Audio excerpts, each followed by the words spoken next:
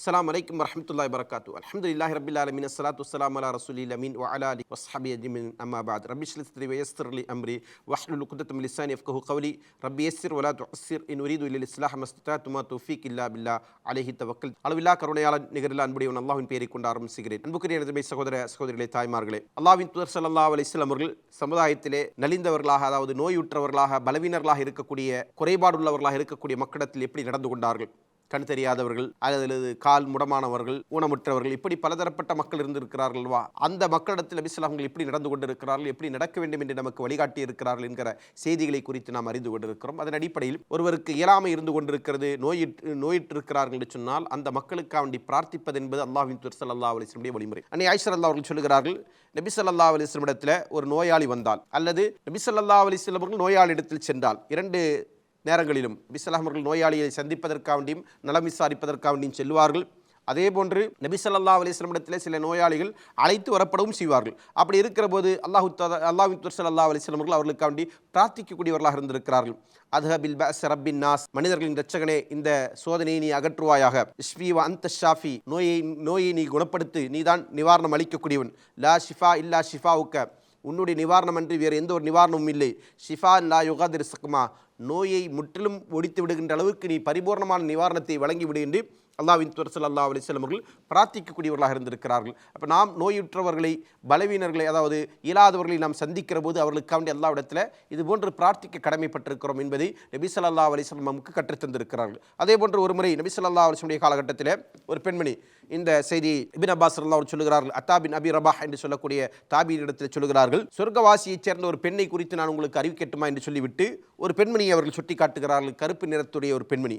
இந்த பெண்மணியை பற்றி சொல்லுகிற போது அந்த பெண்மணி அல்லாஹ்வின் தூதரிடத்திற்கு வருகிறார்கள். வந்துவிட்டு, இன்னி உஸ்ரஉ, அல்லாஹ்வின் தூதர் அவர்களே, நான் அடிக்கடி என்ன செய்கிறேன், வலிப்பு நோயினால் பாதிக்கப்பட்டு அப்படியே என்ன செய்கிறேன், மயக்கமுற்று விழுந்து விடுகிறேன். வ இன்னி அத்தகஷஃபு, அந்த நேரத்தில் என்னுடைய ஆடைகள்லாம் விலகி என்னுடைய உறுப்புகள் எல்லாம் தெரிய ஆரம்பித்து விடுகிறது, என்னுடைய அங்கங்களெல்லாம் வெளிப்பட ஆரம்பித்து விடுகிறது. ஃபதுல்லாஹ் அலி, எனக்காக நீங்கள் அல்லாஹ்விடத்தில் பிரார்த்தனை செய்யுங்கள் என்று நபி ஸல்லல்லாஹு அலைஹி வஸல்லம் இடத்தில் வந்து அந்த பெண்மணி முறையிடுகிறார். நபி ஸல்லல்லாஹு அலைஹி வஸல்லம் சொல்றாங்க, இன் ஷிஇதி ஸபர்தி வலக்கில் ஜன்னah, உங்களுக்கு ஏற்பட்டிருக்கிற இந்த சோதனை, நோய் என்பது ஒரு சோதனை, இயலாமை என்பது ஒரு சோதனை, குறைபாடு என்பது ஒரு சோதனை. அப்படி இருக்கிற அந்த சோதனையில் ரசூல் ஸல்லல்லாஹு சொன்னாங்க, நீங்கள் பொறுமை காத்தீர்கள் என்றால் அல்லாஹ் தஆலா உங்களுக்கு சொர்க்கத்தை தருவான். வ இன் ஷிஇதி தஅவுத்துல்லாஹ அய்யுஆஃபிகி, நீ நாடினால் நான் உனக்காக வேண்டி அல்லாஹ்விடத்தில் நிவாரணம் தருவதற்காக வேண்டி பிரார்த்தனையும் செய்கிறேன் என்று சொல்கிறார்கள். அப்போ அந்த பெண்மணி என்ன செய்கிறாங்க, நான் என்ன செய்கிறேன், அஸ்பிரு யா ரசூலுல்லாஹ், நான் பொறுமையாக இருக்கிறேன், நோயை செஞ்சிருக்கிறேன், அல்லாஹ் எனக்கு தந்திருக்கிற சோதனை என்கிற அடிப்படையில் அதை பொறுமையோடு நான் ஏற்றுக்கொள்கிறேன்.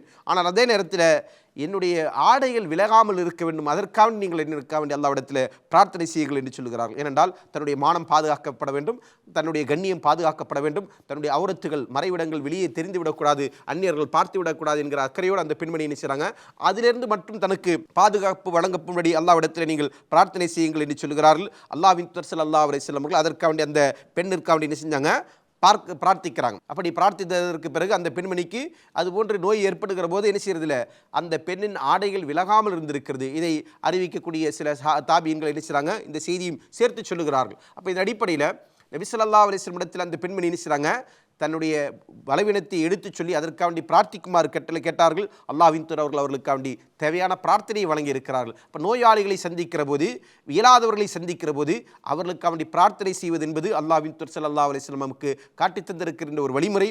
இது நபி ஸல்லல்லாஹு அலைஹி வஸல்லம் தம்முடைய வாழ்க்கையில் கடைபிடித்திருக்கின்ற ஒன்று. அல்லாஹ்வின் தூதர் ஸல்லல்லாஹு அலைஹி வஸல்லம் அவர்கள் இயலாதவர்களையும் கூட பரிகணித்திருக்கிறார்கள், இயலாதவர்களுக்கான அக்கறை செலுத்தி இருக்கிறார்கள், அவர்களுக்கான தேவைகளை நிறைவேற்றி கொடுத்திருக்கிறார்கள் என்கிற செய்தி அல்லாஹ்வின் தூதர் ஸல்லல்லாஹு அலைஹி வஸல்லம் வாழ்க்கையை நாம் படிக்கின்ற ஒரு மகத்தான பாடம். அல்லாஹ்வின் தூதர் அவர்களை நேசிக்கின்ற, அவர்களை பின்பற்றுகிற நாம் இந்த பாடங்களை நம்முடைய வாழ்க்கையிலே கடைபிடித்து வாழ கடமைப்பட்டிருக்கிறோம். நோயாளிகள் இருக்கிறார்கள், நலிந்தவர்கள் இருக்கிறார்கள் என்று சொன்னால் அவர்களுக்காக நாம் செய்ய கடமைப்பட்டிருக்கின்ற ஒன்று தான் அவர்களுக்கான பிரார்த்தனை. அவர்கள் நம்மிடத்தில் கேட்டுக்கொண்டாலும் சரி, கேட்காவிட்டாலும் சரி, இரண்டு சந்தர்ப்பங்களிலும் அல்லாஹ்வின் தூதர் ஸல்லல்லாஹு அலைஹி வஸல்லம் அவர்கள் தம்முடைய பிரார்த்தனையை பயன்படுத்தி இருக்கிறார் என்று சொன்னால் அதுபோன்று நாமும் அவர்களுக்காக வேண்டி பிரார்த்திக்கக்கூடியவர்களாக இருக்க வேண்டும். இப்படிப்பட்ட ஒரு உத்தம தலைவரின் வழிகாட்டுதலை நாம் ஏற்றுக்கொண்டிருக்கிறோம் என்கிற காரணத்தினால் நபி ஸல்லல்லாஹு அலைஹி வஸல்லம் அவர்கள் அந்த மக்களுக்கு செய்த அந்த உபகாரத்தை விவாதத்தை போன்று பிரார்த்தனைகளை நாம் அவர்களுக்கு உபகாரமாக செய்யக்கூடியவர்களாக இருப்போம். அல்லாஹு தஆலா நம்மை அதுபோன்று அந்த மக்களுக்காக வேண்டி, பலவீனர்களுக்காக வேண்டி, நோயாளிகளுக்காக வேண்டி, இயலாதவர்களுக்காக வேண்டி பிரார்த்திக்கக்கூடியவர்களாக ஆக்கி அல்லாஹ் நம் மீது கருணை புரிவானாக, அல்லாஹ்வின் கருணையை பெறக்கூடியவர்களாக ஆகுவோமாக என்கிற பிரார்த்தனையோடு நிறைவேற்றுகிறேன். வாஹிர் அல்ஹம்துலில்லாஹி ரப்பில் ஆலமீன். அஸ்ஸலாமு அலைக்கும் வரஹ்மத்துல்லாஹி வபரகாத்துஹு.